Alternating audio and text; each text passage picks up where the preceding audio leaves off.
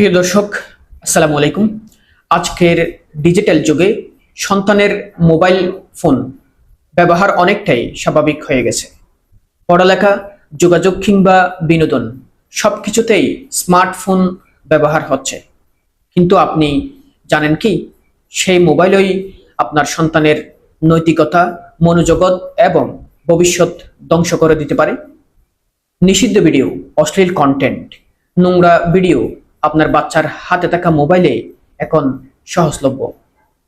আপনি যদি খেয়াল না রাখেন, তাহলে শিশু বয়সেই আপনার ছেলে বিকৃত মানসিকতায় গড়ে উঠতে পারে, পড়ালেখায় আগ্রহ হারিয়ে ফেলতে পারে, পরিবারের প্রতি শ্রদ্ধাবোধ কমে যেতে পারে, ভবিষ্যতে মানসিক ও নৈতিকভাবে ভেঙে পড়তে পারে। সুতরাং সন্তানের মোবাইল ব্যবহার পর্যবেক্ষণ করুন, ওদের সঙ্গে বন্ধুর মতো আচরণ করুন, যাতে ওরা সবকিছু আপনাকে জানাতে পারে। আপনার সন্তানকে নৈতিক শিক্ষা দিন, ইসলামিক শিক্ষা দিন। একমাত্র ইসলামিক শিক্ষাই আপনার ছেলেকে ভালো মানুষ হওয়ার পথ খুঁজে বের করে দিবে। ভালো থাকবেন সবাই, দেখা হবে অন্য কোনো ভিডিওতে। আসসালামু আলাইকুম।